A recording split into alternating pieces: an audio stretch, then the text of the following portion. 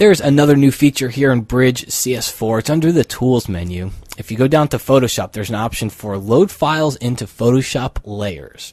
And what this does is it lets us open multiple images in Photoshop, which we've always been able to do, but they've always opened as separate images. With this, you can load any number of images into the same Photoshop document as separate layers.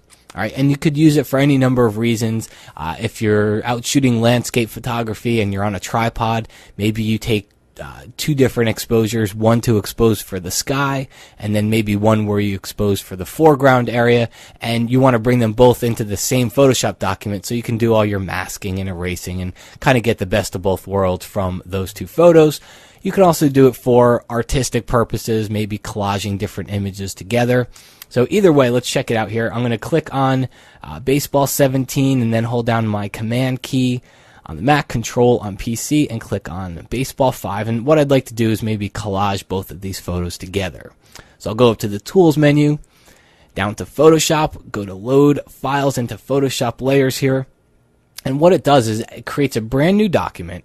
All right, so it's not a copy of either of the other ones. It's a brand new one, and it's loaded both of those images as layers in Photoshop. So if I wanted to kind of maybe combine these images together, I could go up to the Edit menu, go down to Free Transform, and just hold down my Shift key and maybe bring this one back a little bit, maybe even move them over. And then what I could do here is take my Crop tool, maybe just crop out that bottom area so we don't have all that transparency. And then the last thing that I would do would be to create a mask on this layer so I can blend both of these photos together. So just come down to the bottom of your layers palette, or you can always come up to the masks panel, the new masks panel, and add a brand new layer mask to it. All right. And a very easy way of blending them together would be just to come up here to the top.